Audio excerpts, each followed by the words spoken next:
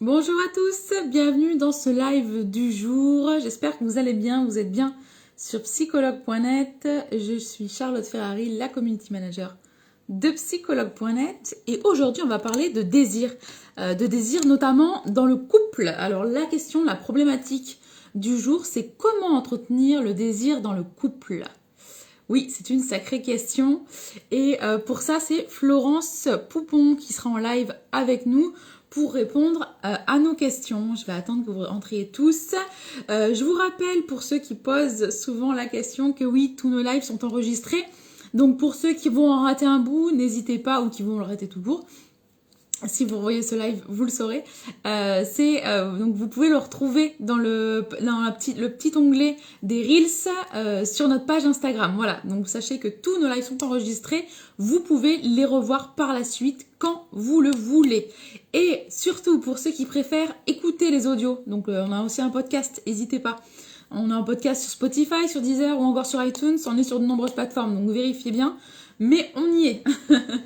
Alors, on va se connecter très rapidement avec Florence aujourd'hui, donc pour répondre à cette problématique, comment entretenir le désir dans le couple. Et j'avais une dernière chose à vous dire avant ça, mais ça ne me vient plus à l'esprit. Ah si vous avez des questions, n'hésitez pas, vous avez le petit widget questions qui est juste ici. Donc si vous avez des questions sur le désir dans le couple, sur le couple, vous pouvez les poser soit durant le live, soit donc directement dans la petite boîte et on vous répondra dans la seconde partie du live. Donc n'hésitez pas et c'est Florence qui vous répondra directement. Donc profitez-en. Alors on va se connecter avec Florence tout de suite.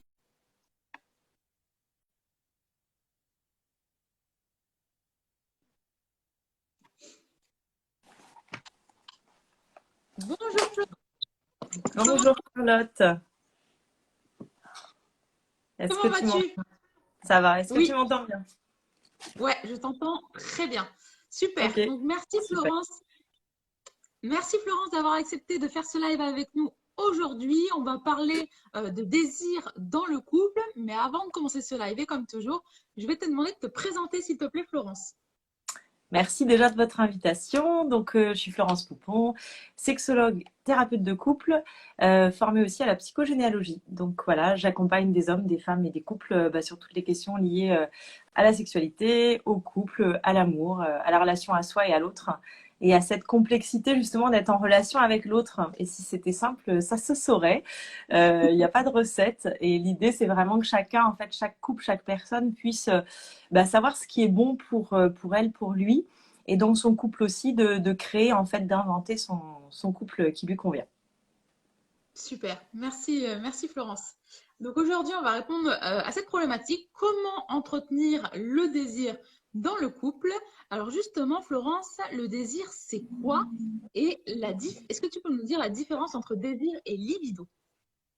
Oui, c'est vrai que c'est vrai. Souvent, on voit en fait, tu vois, on parle de désir, on parle de libido, et moi, j'aime bien faire la distinction des deux, dans le sens où, alors, le désir, en fait, plus largement, on dit que c'est vraiment un élan, une énergie, voilà, quelque chose où on dit, bah oui, je désire, donc voilà, j'ai une envie en fait envers quelqu'un ou quelque chose. La différence pour moi avec la libido, c'est que la libido, ça va être vraiment la partie plutôt animale, plutôt les pulsions sexuelles en fait, quelque chose plus d'hormonal, plus physiologique. Avec la libido, par exemple, on dit bah, l'objectif, ça va être plutôt dans la sexualité, l'orgasme, l'éjaculation. Alors que le désir, pour moi, c'est quelque chose de peut-être plus large, plus psychologique, plus un partage, plus quelque chose de relationnel. Donc D'accord, c'est comme une connexion. Ouais, exactement, c'est ce que j'allais dire. Tu vois, l'objectif, c'est ça. C'est une connexion, c'est le plaisir, c'est du partage, c'est d'être en relation. Et du coup, quand on va distinguer les deux, ça permet après de voir, quand on y viendra tout à l'heure, à comment on peut raviver aussi certaines fois le désir, de distinguer en fait les choses physiologiquement et psychologiquement. Voilà. D'accord, merci du coup pour cette explication déjà, Florence. Alors, comment justement il fonctionne le désir? Est-ce qu'on peut parler de cycle du désir? Alors, le désir, déjà, en effet, c'est quelque chose de fragile, de complexe. Il fluctue. Donc ça, déjà, peut-être partons du principe que tous les hommes et les femmes sur cette terre ont du désir ou voilà, ressentent du désir. Après, il y a certains moments en fait dans la vie où on a pu être coupé de son désir, on a pu Mhm. vivre des choses qui font qu'on n'arrive plus en fait à ressentir ce désir-là. Et il faut aussi savoir une autre chose, c'est que le désir, il fluctue. C'est-à-dire qu'il sera jamais tout le temps au top, quoi. Ça n'existe pas. Il n'y a aucun homme et aucune femme, en fait, qui ont un désir à 100% toute leur vie. C'est impossible. Pourquoi? Mais parce qu'en fait, il fluctue, en effet. Il fluctue par diverses raisons. Il fluctue parce que des fois, on a des maladies, des cancers, diabète, obésité, voilà. Il fluctue parce que des fois, il y a aussi pas mal de stress, d'anxiété, voire de la dépression. Il fluctue parce que des fois, on prend des médicaments qui vont aussi avoir une influence sur le désir. Il fluctue parce qu'on peut avoir des changements au niveau des hormones. Pour les femmes, ça va être des épisodes de grossesse, de ménopause, mais aussi tout simplement dans le cycle.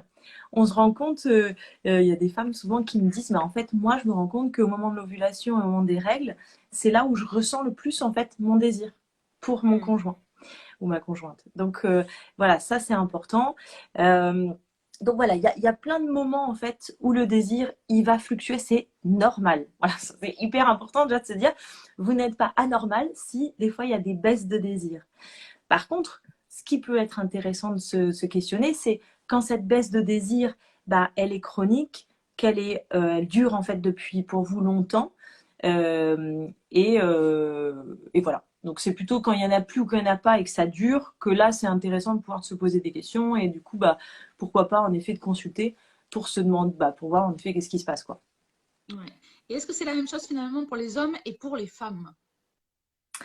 Alors, c'est drôlement intéressant comme question, ça, Charlotte, parce que souvent, on entend en fait pas mal de choses. Pour les hommes, on entend des fois, dans 10 ans, de toute façon, les hommes, ils ont tout le temps envie. Alors que, et puis du coup, les femmes, non, du coup, les femmes ont peut-être moins envie. Donc, oui, bien sûr, déjà que physiologiquement, on est différent. Ça, c'est une Mhm. réalité. Physiologiquement, on n'a pas les mêmes hormones. Les hommes vont avoir, par exemple, plus de testostérone que nous. En fait, on va plus avoir d'oestrogène et de progestérone. Donc, niveau hormonal, déjà, il y a une différence. Il faut savoir que le désir, en plus, il vient se loger dans des zones du cerveau qui sont vraiment dépendantes aux hormones. Donc, les hormones, en effet, vont jouer un rôle là-dedans. Et c'est vrai que physiologiquement, les hommes ayant plus de testostérone que nous, on est plus faiblement dosé en testostérone, Ouais. physiologiquement, il y a quelque chose qui change. Après, il n'y a pas que ça, parce que ça serait trop simple. Mais il y a aussi Mhm. comment, en fait, culturellement, dans notre société, si tu veux, on a été aussi, nous les femmes, on a bien compris qu'en fait, notre désir, c'était pas super de l'exprimer, pour plein de raisons. Parce que qui exprimait son désir historiquement, en fait, c'était aussi souvent des prostituées. Donc nous, on a bien intégré finalement que si on exprime notre désir, en fait, on risque de passer pour une salope. Excuse-moi d'être vulgaire, mais c'est vraiment Ouais. important de dire les mots parce que c'est ça en fait qui vient dans les croyances. On va en effet, la religion aussi a été, a fait aussi, a eu un impact par rapport à ça. C'est-à-dire qu'une femme ne peut pas exprimer son désir. En fait, c'est mal, ça se fait pas. Donc il y a déjà en fait historiquement une différence aussi sur comment on exprime son désir. Et D'accord. puis il y a aussi, sans vouloir être, voilà, être féministe ou pas, mais il y a quand même une société patriarcale dans laquelle on vit, qui est aussi différente et où un homme en effet est plus autorisé à parler en fait de sa sexualité, à se masturber, à penser à la sexualité, qu'une femme en fait. Et que nous, on va plus ressentir la culpabilité, la honte par rapport à tout ça. On va dire, ah mais non, mais du coup, si je me masturbe, en fait, voilà. Je dis pas que tout le monde pense ça, hein, mais c'est une tendance plus, on va dire, entre les hommes et les femmes. Et donc, moins on y pense, moins on est connecté à son désir, moins on est connecté à son désir, moins on l'exprime, etc. Et puis, il y a enfin aussi une dernière chose, comme je vous en parler, mais il y a aussi une charge mentale qui pèse quand même vachement sur les femmes. Et que ça, c'est un vrai frein aussi au désir. Et que on a beau dire ce qu'on veut, même si vraiment aujourd'hui, je pense qu'il y a une vraie différence quand même avec avant et les hommes prennent vraiment beaucoup plus leur part dans tout ce qui est tâches ménagères et tout. Mais il n'empêche que les chiffres parlent encore malheureusement d'eux-mêmes et que les femmes ont une tendance quand même à avoir plus de charge mentale et plus de tâches ménagères que les hommes. Et que ça, dans notre cerveau, quand on est embolisé par tout ça, on peut pas être disponible pour le désir, quoi. C'est pas possible. Je veux dire, on peut avoir envie d'avoir envie, parce que beaucoup de femmes viennent me voir parce qu'elles ont envie d'avoir envie. Mais dans la Ouais. réalité, elles bossent comme des dingues. Elles ont envie que leur maison soit impeccable. Elles ont les enfants à gérer. Et du coup, en fait, le soir, à 22h, quand les enfants sont couchés et quand ça y est, elles se retrouvent avec le moment d'intimité avec leur partenaire, mais juste en fait, Ouais. elles n'ont plus envie, quoi. Et donc, voilà, donc il y a aussi, enfin voilà, il y a plein de choses qui expliquent. C'est pour ça que, désolée, je prends un peu de temps, mais c'est vraiment important de comprendre toute cette complexité, que c'est pas aussi simple que ça, quoi. Voilà. D'accord, c'est marrant parce que justement j'avais vu un grand site qui avait publié une phrase très vraie qui disait que le jour où il y aura autant d'hommes à la sortie d'une école que de femmes, on aura gagné peut-être au moins sur un point. Et c'est très vrai Mm. finalement parce qu'il y a peut-être 80-90 pour une école et ils sont où les hommes quoi à ce moment-là? Mais bon, intéressant que tu nous aies parlé de cette fameuse charge mentale. Maintenant qu'on a vu un peu ce qu'était le désir, avec la différence avec la libido, penser à soi pour entretenir le désir sexuel, est-ce que c'est important? Oui, pour moi, c'est en fait, si tu veux, il y a plusieurs choses par rapport au fait, en effet, de raviver le désir. Donc, euh, quand on est dans un couple, il y a l'idée, en fait, d'être vraiment dans cette juste distance entre couple fusionnel et couple vraiment très libre, très indépendant. Et donc, c'est important en fait que chacun. Alors ça, c'est le monde idéal. Hein, je vous dis, ça c'est le monde idéal. Et après, on fait de la réalité. Hein, mais, mais le monde idéal pour avoir, pour pouvoir aussi avoir voilà, du désir, ressentir du désir, c'est vraiment de. Attends, j'en étais où, pardon. Oui, c'est ça. C'est d'avoir des activités pour soi. C'est-à-dire d'avoir du temps pour soi. Du temps où vraiment, je parle pas du boulot. Hein, je parle d'un temps où c'est vraiment off, quoi. Où on fait des activités pour soi, on pense à soi. Et c'est important aussi d'avoir des moments de qualité avec son conjoint. Et donc, c'est vraiment jouer, en fait, entre ces deux temps-là. Sauf que, quand on a la maison à s'occuper ou l'appartement, quand on a les enfants aussi, quand on a son boulot, en fait, souvent, ce qu'on fait passer en dernier, c'est soi et son couple. Et Ouais, donc, en consultation, je demande toujours aux gens, mais quelle est votre priorité? Votre priorité, c'est vous en un. C'est-à-dire que si vous, vous n'êtes pas bien, comment voulez-vous, en fait, bien vous occuper des autres? ouais, Quand je prends des fois l'exemple de la lionne, je dis toujours, voilà, la lionne, par exemple, dans la savane, qui, en fait, elle, quand elle va chasser, à qui elle donne à manger en premier? Je pose la question, donc les gens ils me disent souvent, à ses petits. Alors je dis non. D'abord, elle se donne à manger à elle. Pourquoi? Parce qu'en fait, si elle a plus d'énergie, comment après elle peut bien s'occuper de ses petits?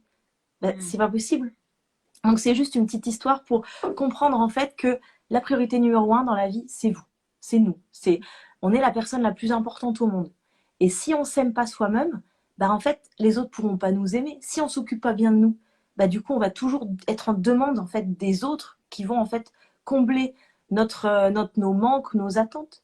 Donc d'abord prenons soin de nous, prenons soin de nos besoins, prenons soin de notre corps. Et ça, c'est vraiment la priorité, je pense, numéro un. Parce que le désir, c'est aussi des sensations, c'est aussi du corps. Donc si à un moment donné, on ne prend pas un peu de temps en fait, pour juste avoir du temps pour soi, où on met sur pause, off, comment voulez-vous ressentir aussi votre corps et ses sensations physiques, où le désir va venir à ce moment-là d'ailleurs? Il y a des femmes, elles me disent, mais en fait, moi, le désir, je le ressens, mais l'après-midi. Parce que l'après-midi, je fais une pause. Le ouais, soir, à la fin de la journée, elles sont épuisées, elles ne ressentent pas le désir.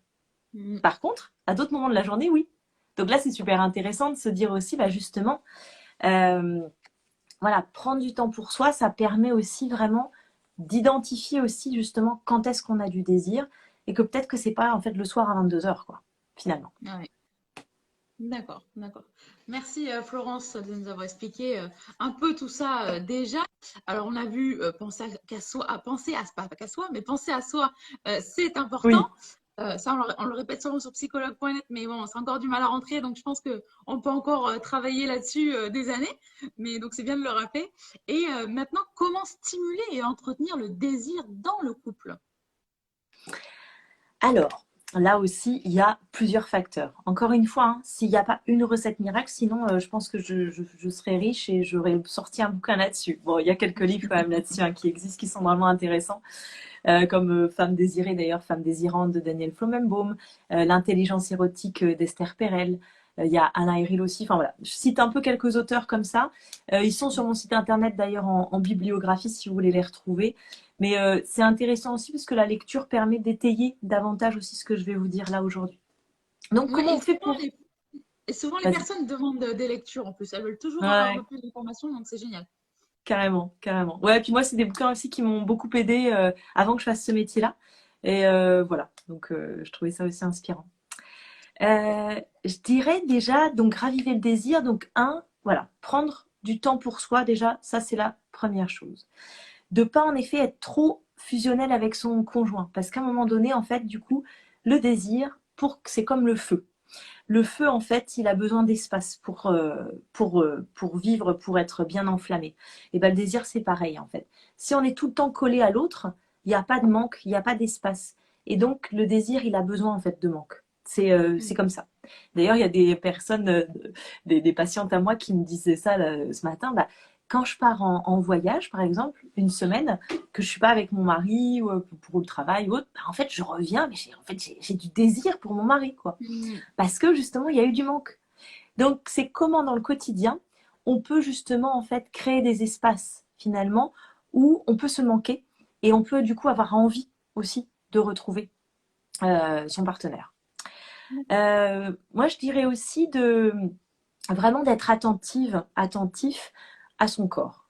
Pourquoi? Mais parce qu'en fait, la sexualité, c'est le désir, en fait, il vient se mettre dans le corps et aussi dans le cerveau. Donc tout à l'heure, on a parlé du cerveau, voilà, d'avoir aussi d'être dégagé de trop de charge mentale, mais aussi dans le corps.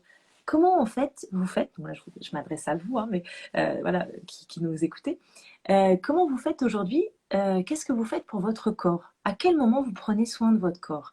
Est-ce qu'il y a une activité physique? Est-ce qu'il y a de la danse? Est-ce qu'il y a des massages? Est-ce qu'il y a de l'énergétique?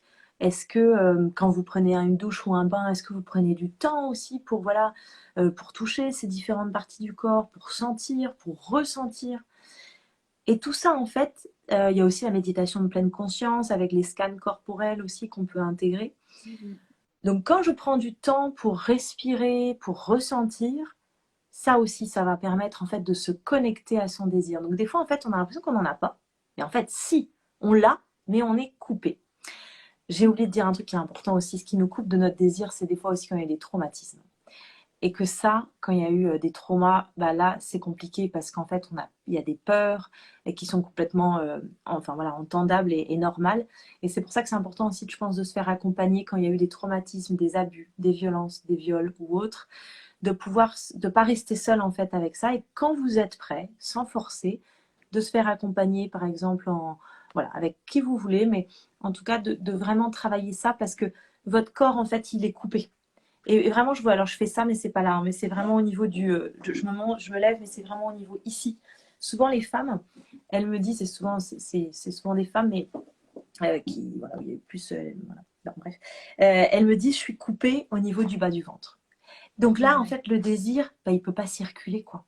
Bon, voilà. Donc ça, c'est aussi une des choses importantes, c'est de pouvoir être accompagné là-dessus. Comment on fait aussi pour travailler, pour raviver le désir? C'est important de communiquer.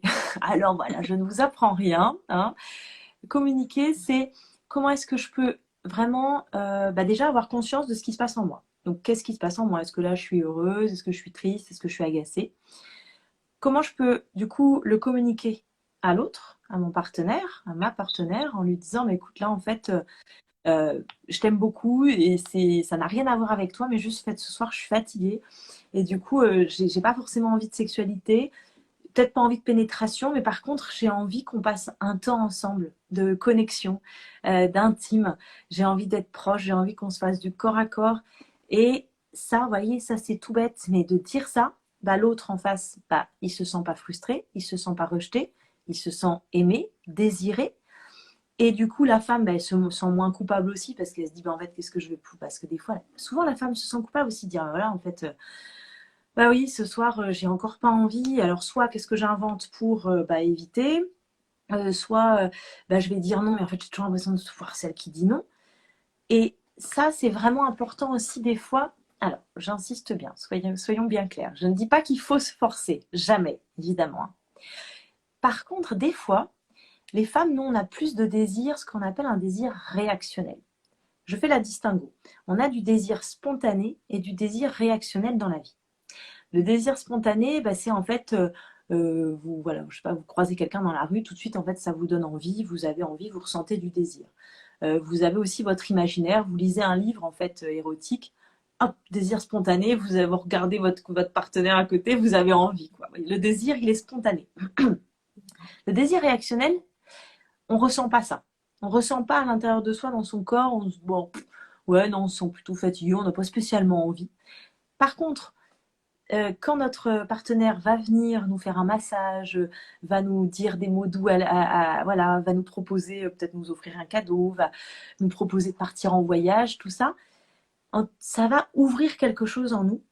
Et là, avec du temps, avec en effet voilà, des caresses, il peut y avoir du désir qui arrive et qui soit réactionnel, en réaction en fait à des gestes, des mots qui nous font plaisir, qui nous font du bien. Et ça ouvre quelque chose au niveau du sexe après. Donc, des fois, on peut être lubrifié sans avoir le désir. Mais du coup, quand il y a des caresses, des massages et des choses en fait qui s'ouvrent, on sent qu'on est lubrifié. Et le désir, il va arriver petit à petit. Donc, c'est des fois je dis vraiment pas de se forcer, hein, attention, hein, mais de se dire, ok, je suis ouverte, pourquoi pas, on peut se mettre en effet dans le lit et on voit ce qui se passe. Et de dire, bah, par contre, voilà, si je le sens pas, bah, je te le dirai, je le sens pas, bah non, en fait, là, il se passe rien, et je vois bien qu'en fait, bah non, je suis vraiment fatiguée et j'y arrive pas. Et de l'homme, de dire aussi, bien sûr, à sa partenaire, bah, écoute, voilà, dès que tu sens que c'est pas ok, tu me le dis. Et vraiment, et voilà, et on communique, quoi. Je vois tellement de couples, Charlotte, qui ne communiquent pas. Tellement qui, en fait, ils n'osent pas. Il y a beaucoup de pudeur, beaucoup de gêne, beaucoup de timidité. Parlez-vous de sexualité entre vous, de ce que vous aimez, de ce que vous aimez pas. Il y a des bouquins comme Jouissance Club aussi qui sont des bons prétextes à la communication. Vraiment, allez-y, il n'y a pas de risque. Le seul risque, en effet, c'est bien n'importe quoi. Voilà. Par contre, des fois, ils osent pas. Et c'est pour ça qu'ils viennent dans mon cabinet. C'est justement parce qu'en fait, moi, je suis un tiers neutre qui permet de débloquer les choses. Et des fois, il y a des femmes et des hommes qui viennent dans mon cabinet. Et en fait, des fois, il y en a, ils viennent me voir même pas beaucoup de séances. Et le fait juste d'en avoir parlé avec moi, ils rentrent chez eux. Et après, ils me disent, mais en fait, juste d'en avoir parlé avec vous, bah, du coup, avec ma femme, bah, j'ai débloqué des choses, on a pu parler de sexualité, et puis ça va vachement mieux, et c'est super et tout. Donc, des fois, c'est pas plus compliqué que ça. Parce que quand c'est pas plus compliqué que ça, c'est parce que ça fait pas très longtemps. Là, j'insiste un point important. Attention, n'attendez pas des années avant de consulter. Je vois tellement de personnes qui viennent me voir, mais ça fait 10 ans. Alors, oui, c'est possible de s'en sortir, mais moi, j'ai une dame, là, ce matin, dans mon cabinet, ça fait, je crois que ça fait à peu près de 20 ans qu'elle ressent quasiment pas de désir. Et là, ça fait 1 an que je la suis, cette dame-là. Et elle me disait voilà, qu'elle pouvait, ça y est, commencer à faire des rêves érotiques, qu'elle commençait à être curieuse de ça. 1 an. Et je trouve ça super. J'étais tellement touchée qu'elle me dise ça. Et je me suis dit, ben, en fait, c'est ça. Mais il faut du temps. Et voilà, c'est juste de dire aussi, on n'a rien sans rien, quoi. C'est-à-dire qu'on ne peut pas se dire, ah bah, je mets juste une pièce dans la machine et puis pof, pof, pof, ça marche, quoi. Il y a besoin de temps, il y a besoin de communiquer, il y a besoin de se sentir en confiance et en sécurité. Si on n'est pas en confiance et en sécurité, on ne peut pas communiquer et on ne peut pas s'ouvrir sur la sexualité. Et on ne peut pas exprimer son désir. Donc ça aussi, évidemment, c'est la base. Hein. La base, c'est la sécurité et la confiance, quoi. Voilà, il y a plein de choses. Hein. Je suis désolée, je parle beaucoup, mais...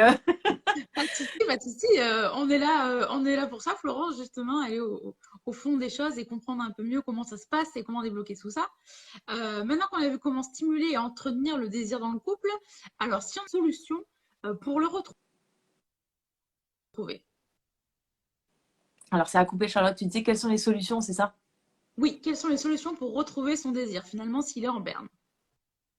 Bah, c'est ce que je viens d'expliquer, quoi. C'est vraiment... bah, déjà, je pense déjà d'en avoir conscience. C'est tout bête, mais...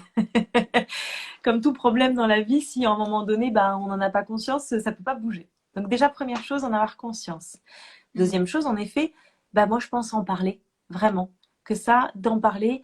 Des fois, avec des amis, ça peut suffire. Des fois, il faut aller, en effet, consulter un professionnel. Pas parce qu'encore une fois, nous, on est neutre, c'est-à-dire qu'on va pas, on va vous écouter de façon active, quoi. On va pas dire, oh, mais non, t'inquiète, c'est pas grave. Ou alors ramener à soi. Vous savez, parce que des fois, les amis, on est super, ça part d'une bonne intention, mais c'est pas pareil, quoi. C'est pas pareil d'avoir un Ouais. professionnel ou d'aller voir un ami. Parce qu'un ami, voilà, aussi, il a ses propres problèmes. Donc, des fois, il va dire, ah bah oui, c'est comme moi. Sauf que nous, des fois, on a juste besoin d'être écouté. D'être juste d'avoir un temps où quelqu'un nous écoute vraiment, quoi. Et ça fait tellement de bien, déjà. Donc, voilà. Comment les solutions? Donc, en prendre conscience. Pouvoir communiquer à quelqu'un. Pouvoir communiquer à son partenaire. Déjà de dire aussi, mais je vois bien que là, il y a un truc, j'y arrive pas, je sais pas pourquoi. Et son partenaire aussi dise ce qui se passe pour lui ou elle. Ben oui, je vois bien qu'en ce moment, c'est un blocage. Écoute, pour moi, c'est ok. T'inquiète pas, on prendra le temps qu'il faut. Ou alors, ben oui, oui, je me sens vraiment frustrée en ce moment et ça me rend triste parce que j'ai l'impression que tu me rejettes. Mais non, je te rejette pas. C'est juste que, en fait, moi aujourd'hui, je suis fatiguée. J'ai l'impression d'avoir tout à gérer. Ok, mais comment on fait alors? Est-ce qu'au niveau des tâches ménagères, on peut peut-être déléguer davantage, on peut peut-être répartir, voilà. Faire le point en effet vraiment sur le couple. Se poser les questions aussi de, voilà, qu'est-ce qui me plaît dans ma vie? Qu'est-ce qui me plaît dans mon couple? Qu'est-ce qui me plaît dans ma sexualité? Est-ce que je me sens obligée de certaines choses dans ma vie, dans mon couple, dans ma sexualité? Est-ce que j'exprime en effet mes désirs, mes besoins?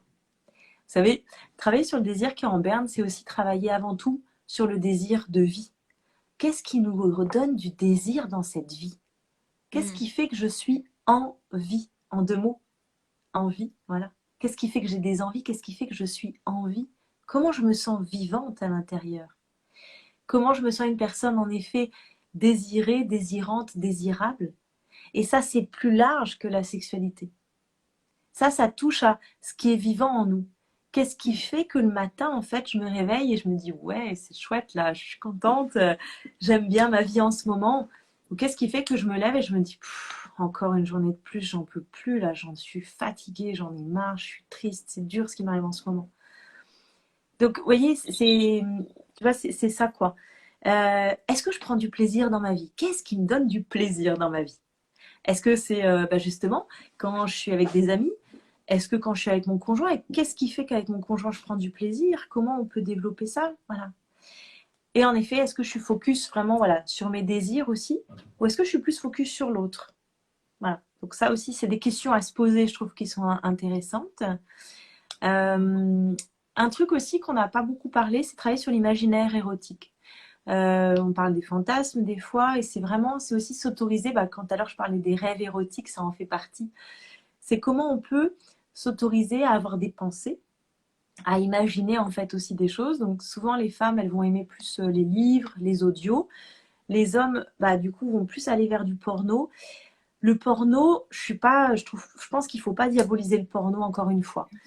Mais le risque du porno, c'est que ça va un peu tuer l'imaginaire parce que ça va, comment expliquer? Ça va être vachement stimulant. Comment, Charlotte? Je voulais dire, donner une idée préconçue, une image toute faite, quoi, non? Alors, ça, c'est sûr. Ça, c'est vrai que déjà, ça donne une image toute faite et que, non, en fait, les femmes, elles ne jouissent pas en 2 secondes. Non, oui, elles ont besoin, en effet, de caresses, de préliminaires pour préparer le corps.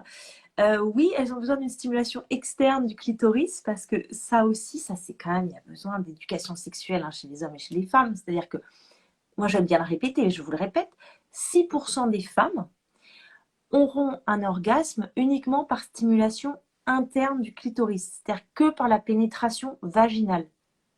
Donc, messieurs, mesdames, si à un moment donné, dans le rapport pénétratif, il n'y a pas de stimulation externe du clitoris, vous avez 6% de chance d'arriver à avoir un orgasme.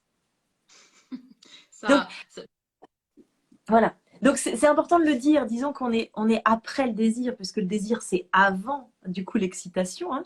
Mais ouais. c'est important parce que, du coup, sachant, par exemple, si vous êtes une femme et que vous savez que votre partenaire, en fait, ne prend pas le temps de prendre le temps, justement, avec vous et que vous ne lui avez pas dit, quel désir vous allez avoir, en fait, de ce rapport sexuel? Vous savez qu'en fait, en vrai, ça ne va pas être super, quoi. Ouais. Indispensable de le rappeler, je pense. Ouais, juste, je me permets parce que je pense que ça, je me rappelle maintenant avec... souvent dans les consultations. Mais ouais, c'est important, quoi. Il y a un besoin d'éducation quand même à la sexualité. Et le problème, c'est que le porno sert de ça aujourd'hui. Parce qu'il n'y a pas beaucoup d'autres. Alors, super Instagram là-dessus, parce que franchement, je trouve que c'est un super outil d'éducation à la sexo. Et vraiment, ça, c'est top, quoi. Voilà. Euh, D'accord. voilà un petit peu. Merci. Merci Florence. Une petite dernière question.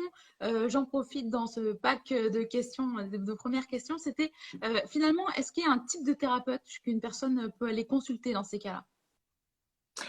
Ah bah oui, moi je dirais déjà, bah oui, nous les sexologues, thérapeutes de couple, on est vraiment bah, identifiés, je crois, pour ça et formés pour ça. Et surtout, en fait, tout à l'heure j'avais un couple là qui est venu me voir et le monsieur il disait en fait je vous ai choisi, c'était le premier rendez-vous. Il me dit, parce que je demande toujours pourquoi, bah, comment vous m'avez connu, tout ça. Il me dit bah je vous ai choisi parce que vous étiez aussi sexologue et pas que thérapeute de couple. Et je trouve que ça, c'est intéressant parce qu'ils savent Mm. que dans mon cabinet, alors déjà, bon, la déco, elle est un peu, elle est orientée, j'ai des clitoris, j'ai des bouquins là-dessus. Enfin, voilà. Donc, ils savent qu'en venant aussi dans mon cabinet, on va parler de sexualité, que c'est OK et qu'on y va Mm. à leur rythme. Je pose toujours une question D'accord. en entretien qui est à quel point vous êtes à l'aise sur une échelle de 1 à 10 pour parler de ces sujets-là ici dans ce cabinet. Et ça permet vraiment de se rendre compte de si la personne me dit je suis à 2, je suis pas à l'aise, moi j'y vais tranquille quoi. On va pas parler de masturbation dès le premier rendez-vous si la personne elle me dit qu'elle est à 2. Bien sûr, bien Par sûr. contre, il y a des femmes, j'ai une jeune là, elle a 23 ans et elle est dans mon cabinet et tout de suite dès le premier rendez-vous elle était à 10 quoi parce que c'était hyper naturel pour elle et tout, elle parlait Mm. déjà voilà de tout ça. Et ben voilà, l'inconvénient dans les couples, c'est que vous êtes deux et que donc, bah, il y a affaire Bien sûr. avec deux personnes qui sont plus ou moins à l'aise. Donc, des fois, ça arrive que bah, les deux soient à l'aise et c'est cool, mais souvent, il y a un décalage. Et d'ailleurs, souvent, comment dire, le trouble du désir, comme on appelle chez nous, c'est beaucoup plus les femmes qui sont concernées. Et du coup, bah, les couples qui viennent me voir, l'homme aurait envie de bah, davantage de sexualité et la femme a dit, bah oui, je vois bien, en fait, moi, j'ai moins de désir. Là, c'est important de se dire, c'est en quantité qui a envie de sexualité ou c'est en qualité? Est-ce que c'est Mm. en connexion? À quoi sert la sexualité? Est-ce que c'est une connexion? Est-ce que c'est un rapprochement? Est-ce que c'est pour se rassurer? Est-ce que c'est pour partager, communiquer? À quoi sert la sexualité? Est-ce que c'est pour se décharger aussi? Est-ce que c'est... Posez-vous la question. À quoi me sert ma sexualité dans la vie? Personnelle aussi, parce que ça c'est important aussi d'avoir une sexualité personnelle, je pense, pour mieux se connaître et puis pour mieux dire à son conjoint, en fait là, quand tu me caresses là, mais en fait là ça me fait rien, par contre là cet endroit-là, ouais c'est cool. Euh, donc c'est ça quoi, c'est vraiment, euh, ouais, c'est ça, je te dis, voilà, sexualité personnelle, donc voilà. Ok. Merci, merci Florence. En tout cas, on va regarder maintenant s'il y a des questions qui ont été posées. Il y en a. Ah, alors on a Virginie qui nous dit, que faire si notre partenaire il a des soucis, désir et machinerie, et qu'il ne fait rien pour améliorer?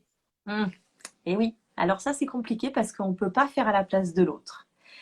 Et ça, je pense, Virginie, que c'est vraiment important déjà de parler de vous. Qu'est-ce que ça vous fait? À quel point c'est un problème pour vous? En quoi c'est un problème pour vous?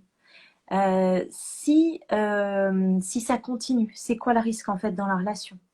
Déjà, posez-vous ces questions-là pour vous. Voyez, de vous avec vous, quoi. Écrivez-les s'il y a besoin. Et de pouvoir après, en fait, vraiment l'exprimer à votre conjoint. Alors, je rappelle quelques petites règles sur la communication. Quand on a envie de parler d'un sujet un peu lourd à son conjoint. Donc, on travaille déjà sur soi, en train de se dire comment je suis au clair avec ça, comment je peux lui dire ça, qu'est-ce que ça me fait moi. Voilà. 2, on va demander à son conjoint quand est-ce qu'il est disponible pour parler de voilà, d'un sujet en tout cas qui vous tient à cœur. Mm.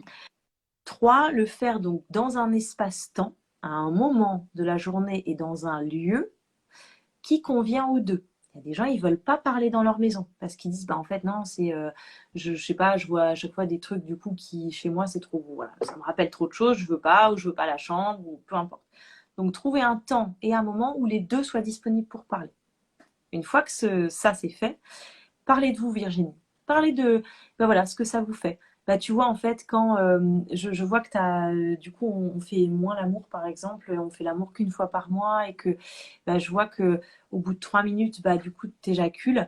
Pour moi, je me sens en fait bah, assez triste et frustrée parce qu'en fait, j'ai tellement envie de partager ce moment-là avec toi et que ce soit un vrai moment de partage et de plaisir, bah, que là, voilà, c'est compliqué pour moi, quoi. J'aimerais vraiment qu'on fasse durer ce moment-là. J'aimerais moi aussi en fait avoir un orgasme avec quand tu me pénètres et que bah, quand c'est 3 minutes, en fait, j'ai du mal à arriver à ça. Mm. Pourquoi? Expliquez-lui aussi que vous, Virginie, en tant que femme, votre sexe a besoin d'au moins 10 minutes en moyenne chez une femme pour s'ouvrir, pour se lubrifier, pour être OK pour la pénétration. Un homme, il a l'érection, ça y est, il est prêt, quoi. Nous, la femme, il y a besoin de plus de choses, il y a besoin de plus de temps, il y a aussi besoin d'être disponible, je disais, dans sa tête, qu'il n'y ait pas de conflit non plus dans le couple. Parce que s'il y a des tensions, souvent ça bloque. Du coup, on n'a plus envie de partage, d'intimité, quoi, et de sexualité. Donc, dites-lui ce que ça vous fait pour vous et que vraiment, bah, c'est important et que vous avez envie de partager un moment avec lui et que ça soit chouette, quoi. Et que vous le désirez, que vous l'aimez. Ah oui, important, hein. Dites-lui bien que vous l'aimez, que ça n'a rien à voir avec l'amour. Le désir et l'amour sont deux choses différentes. Mm. On peut désirer quelqu'un sans être amoureux. On peut être amoureux sans le désirer. Et ce n'est pas parce qu'il y a un trouble du désir qu'on aime moins ou qu'on aime plus son partenaire ou sa partenaire. Vraiment. C'est hyper important. Ça m'a rappelé, merci à Virginie pour cette question intéressante qui, je pense, va parler à d'autres. Euh, alors, déjà, il y a eu plein de questions qui ressemblaient beaucoup. Il y a eu bonjour, mon copain semble couper de son désir depuis des mois. Je suis très frustrée sexuellement. Voilà, il y a pas mal de témoignages. Ah, on a intéressant. Je vais rebondir sur cette Alors, différence que tu as fait entre amour et désir. Une personne qui nous ouais. dit donc j'aime mon mari, je le trouve charmant, mais je ne ressens aucun désir envers lui. Pourquoi? Qu'est-ce qu'elle peut faire? Alors, la question déjà, c'est est-ce que ça a toujours été comme ça? Ça, c'est une première question. Est-ce que ça a toujours été comme ça? Est-ce que quand vous l'avez rencontré, vous l'avez trouvé charmant, mais c'était pas, vous l'avez pas tué, vous n'avez pas dit waouh, oui, waouh, il est trop beau. Voilà. Donc déjà, première question. Est-ce que c'est depuis toujours? Bah, si c'est depuis toujours, bon bah, c'est comme ça. C'est que vous avez autre chose à partager avec lui. Il y a plus de complicité, mais il n'y a pas forcément ce désir sexuel pour lui. Si c'est pas le cas, du coup. Si ça n'a pas toujours été le cas, qu'est-ce qui s'est passé? Qu'est-ce qui s'est passé de votre côté ou de son côté? Est-ce qu'il y a eu des événements qui sont arrivés? Est-ce qu'il y a eu je parlais tout à l'heure des maladies, des grossesses, du chômage? J'ai pas parlé assez de ça, Charlotte. Ça me semble important que quand il y a vraiment du stress, de l'anxiété, de la dépression ou même des fois de la déprime, je dis la différence, hein, déprime et dépression, hein. Déprime, c'est coup de blues, ça va pas trop.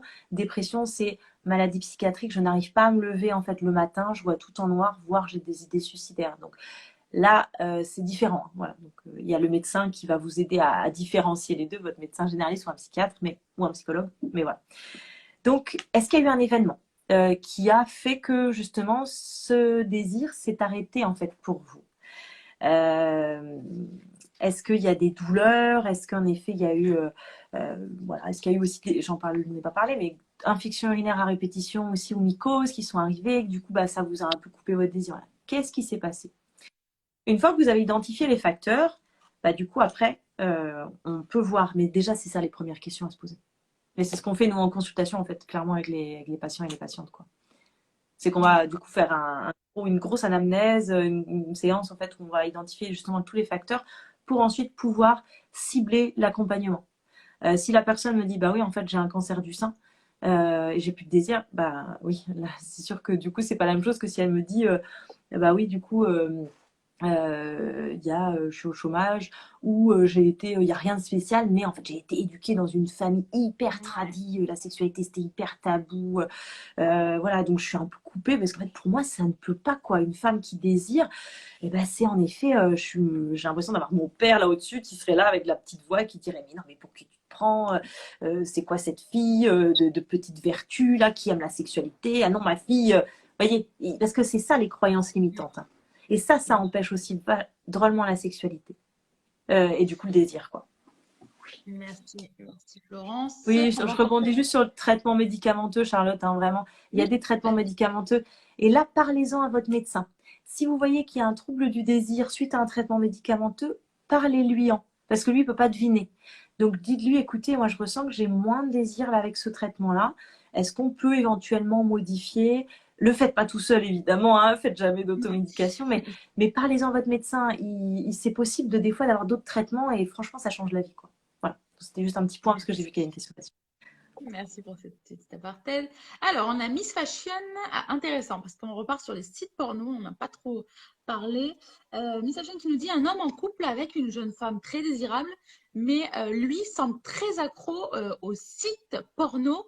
Est-ce qu'il peut éprouver moins de désir envers sa partenaire à cause de ça? Alors, c'est ce qu'on a dit tout à l'heure. Le porno, encore une fois, c'est un support pour beaucoup d'hommes à la masturbation, donc à la sexualité personnelle. Accro, alors déjà, c'est toujours pareil, hein. Qu'est-ce que c'est accro? Pour qui, en fait? Est-ce que lui a l'impression d'être accro ou c'est en fait sa jeune femme avec qui il est qui, lui, elle a l'impression en fait que lui est accro. Donc déjà, accro, c'est quoi? De quel moment on parle d'addiction en fait? Parce que je travaillais 10 ans en addictologie avant, donc vraiment, c'est important toujours cette question aussi voilà, de quoi on parle, pour qui c'est un problème, en quoi c'est un problème. À quoi ça lui sert ces sites porno? Qu'est-ce qu'il va chercher en fait à travers ça? Est-ce que ça a toujours été en fait sa façon de faire et du coup bah c'est un peu une habitude qu'il a depuis ses 13 ans, depuis qu'il se masturbe parce que bah voilà il a toujours été voir du porno et c'est ça. Donc de toute façon sur le porno moi j'ai toujours c'est intéressant d'aller chercher d'autres supports. Quand vous êtes un homme c'est aussi intéressant des fois quand vous vous masturbez par exemple les hommes c'est de pas rester uniquement sur le porno. Des fois de couper le porno, d'être plus de fermer les yeux, de partir dans votre imaginaire pouvoir rallumer le porno peut-être après. Voilà, d'essayer des sessions aussi de masturbation sans porno. Juste pour voir, est-ce que vous pouvez en fait vous masturber sans porno, quoi. Encore une fois, quand on est accro, quand on pense comme ça qu'il y a un peu addiction, c'est comment ça se passe quand j'en ai pas. Donc essayez sans, voyez ce qui se passe. Si vous dites ah ouais en fait j'y arrive pas et tout, bah là faites-vous accompagner par un professionnel ou une professionnelle parce que c'est du coup ça veut dire qu'il y a quand même en effet comment dire, je dis pas qu'il y a une addiction mais qu'il peut pas s'en passer et qu'il est mal quand il en a pas. Oui là c'est un signe.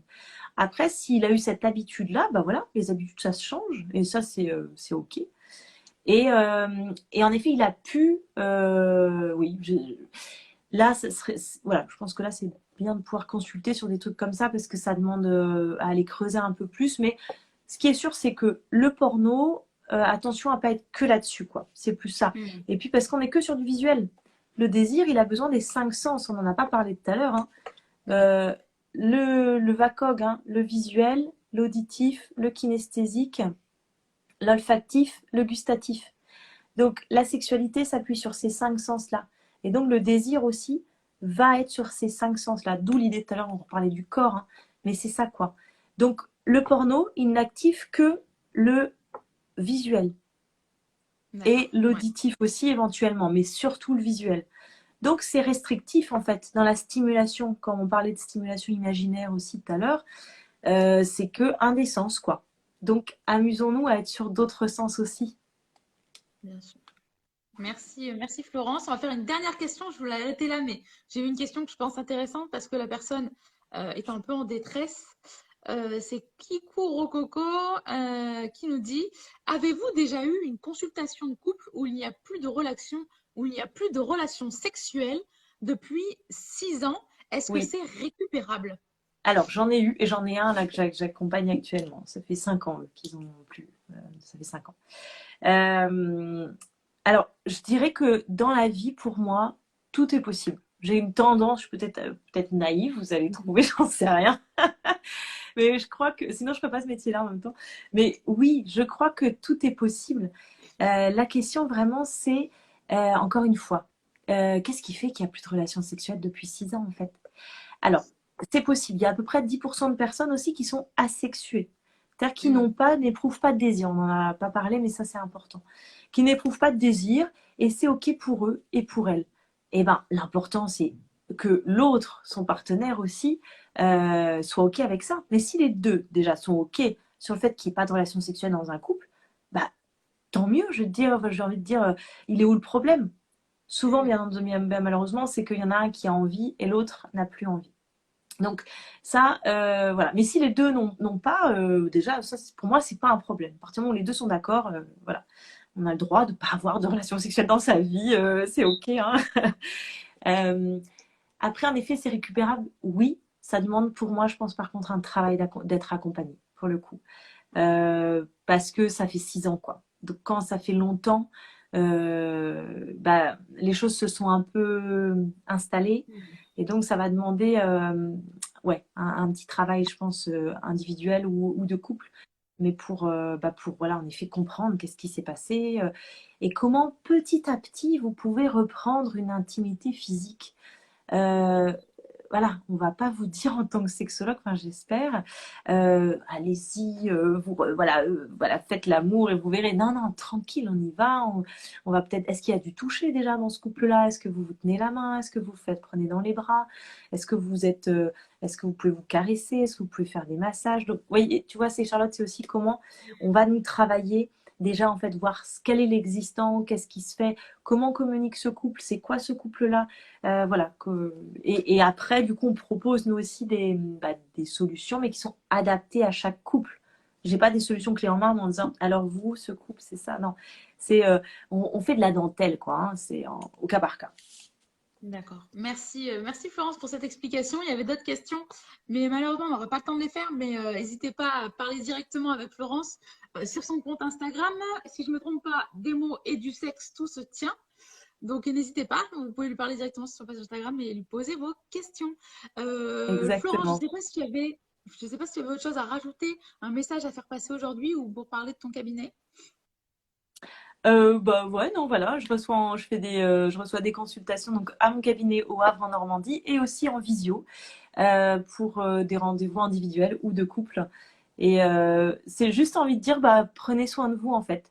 Prenez soin Mm. de vous, faites ce qui est bon pour vous et qu'il n'y a pas de règles et que vous pouvez vous affranchir en fait de votre éducation familiale, de vos ancêtres, de ce que fait le voisin, de ce que disent les médias. On s'en fiche. Ce qui compte, c'est vous. C'est qu'est-ce qui est bon pour vous dans votre vie. Et du coup, c'est ça que j'ai envie de terminer là-dessus. C'est vraiment, voilà, faites-vous du bien, quoi. Et faites-vous plaisir. Et c'est surtout ça le désir. C'est faire des choses qui nous font plaisir dans la vie, qui nous donnent envie de se lever le matin. Et c'est top, quoi. Et voilà, donc prenez soin de vous. Merci, merci beaucoup Florence pour ce temps que tu nous as accordé. Je te souhaite une très belle journée. Merci, à bientôt, Charlotte. Merci à vous. Au Merci, revoir. belle journée à toi Florence. Au Je te revoir. laisse quitter avec la petite croix comme d'habitude au-dessus de toi. Ouais, ça marche. Merci.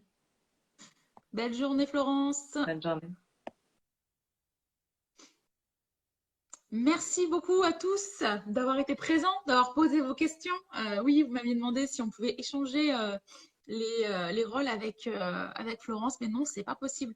C'est malheureusement, hein, sinon je le ferai avec grand plaisir, mais c'est pas quelque chose c'est pas un outil disponible encore aujourd'hui sur Instagram.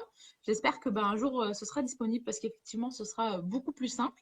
Mais voilà, sachez que j'écoute toujours vos conseils et critiques. D'ailleurs, si vous avez des propositions, vous le savez, des conseils, des critiques, vous n'hésitez pas, vous venez en message privé, on en parle. On est très ouvert ici. C'est quand même le but de notre site, donc n'hésitez vraiment pas. Du moment que la critique est constructive, il y a quelqu'un qui vous répondra au bout. Voilà. Merci à tous de nous avoir suivis. Je vous rappelle que si vous voulez parler avec Florence Poupon, vous avez son lien à psychologue.net qui est juste ici. Je peux vous le transmettre aussi en message privé si c'est plus simple pour vous. Et si vous voulez lui parler, il y a son Instagram, des mots et du sexe. Voilà, c'est très simple. Hein. Mais idem, si vous voulez que je vous le transmette en message privé, c'est moi qui vous réponds. Donc n'hésitez pas, je vous transmets tout ça en message privé. Merci de nous avoir suivis. Belle journée à tous. À très vite.